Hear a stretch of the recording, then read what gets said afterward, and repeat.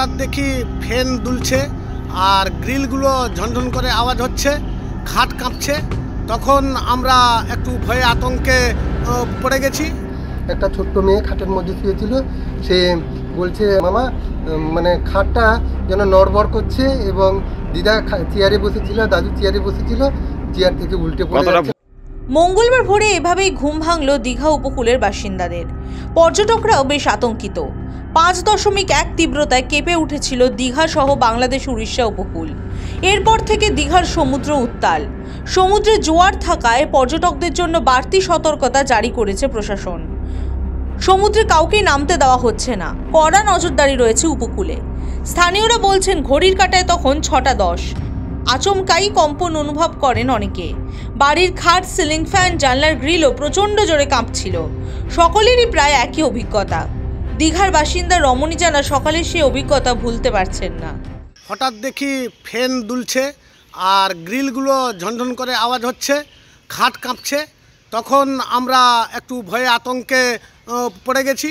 তখন আমি বাড়ির সবাইকে সতর্ক করে দিই। পরপর দেখি গ্রামগঞ্জে সব শঙ্খ বাজে, সবাই পরস্পরকে সতর্ক করে দেয়। কতটা ভয় বা আতঙ্ক লাগছিল? প্রচণ্ডভাবে ভয়ে আতঙ্কে আমরা ছিলাম এবং আছিও। ক্ষয়ক্ষতি কিছু হয়েছে বলে মনে হচ্ছে? না, এখনও পর্যন্ত সেমন কিছু খবর পাওয়া যায়নি, তবে নড়ানড়ি হয়ে গেছে ঘরের সব জিনিসপত্রগুলা। রোজকারের মতোই মঙ্গলবারও সি বিচের দিকে মর্নিং ওয়াকে গিয়েছিলেন মৃগাঙ্ক শেখর প্রধান। সেই সময় তিনি কম্পন অনুভব করেন। ফিরে আসার সময় দেখেন বাড়ির কাছের পুকুরের জলও স্থির নেই। হাঁটতে বেরোই মর্নিং ওয়ার্কে, সেখানে মর্নিং ওয়ার্ক সেরে আমি 6:05 দিকে গেলাম। দিয়ে জগন্নাথ মন্দিরের কর্নারে একটা শিবালয় মন্দির আছে, সেখানে যখন এসে দাঁড়াই হঠাৎ শাঁখের আওয়াজ হুড়োহুড়ি হচ্ছে। তখন আমি ছুটে যাই আমার বাড়ির দিকে, গিয়ে যখন দেখি জোর শঙ্খধ্বনি হচ্ছে, এবং আমাদের বাড়ির পেছনে একটা বড় পুকুর আছে।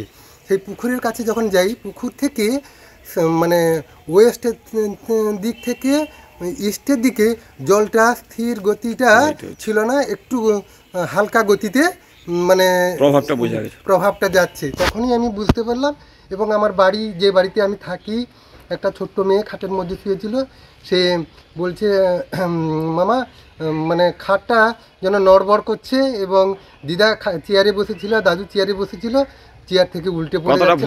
দীঘার একটি অনুষ্ঠানে এসেছেন রুহুল আমিন। তিনি জানান হোটেলে থাকার সময় ভোরের দিকে তিনি কম্পন অনুভব করেছেন।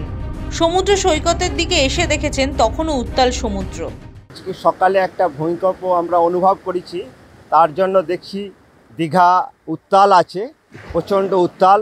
ননিয়ারা পর্যটকদের নিরাপদ স্থানে পৌঁছে দেওয়ার চেষ্টা করছেন। প্রচণ্ড ঢেউ আমরা দেখতে পাচ্ছি আজ সমুদ্রে।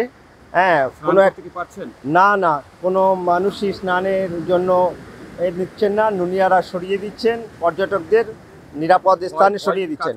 কিছুটা আতঙ্ক লাগছে, প্রচণ্ড ঢেউ, উত্তাল দেখছি আজ সমুদ্র উত্তাল।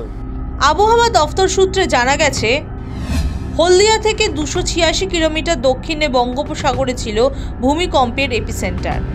3 থেকে 4 সেকেন্ড স্থায়ী হয়েছে কম্পন। বাংলাদেশ, উড়িষ্যা, দীঘা ও সংলগ্ন এলাকায় কম্পন অনুভূত হয়েছে। আজকে সকাল 6:10 নাগাদ একটা ভূমিকম্প হয়েছে, যেটা তীব্রতা ছিল রিক্টার স্কেলে 5.1, ল্যাটিটিউড ছিল 19.52, লঙ্গিটিউড ছিল 88.55, আর যেটা ডেপথ ছিল 91 কিলোমিটার, আর যেটার অবস্থান ছিল গভীর সমুদ্রে হলদিয়া থেকে 286 কিলোমিটার দক্ষিণে।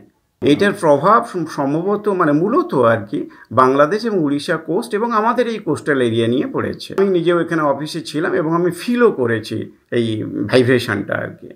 দীঘা থেকে অভিজিৎ মান্নার রিপোর্ট, দ্য ওয়ার্ল্ড ব্যুরো।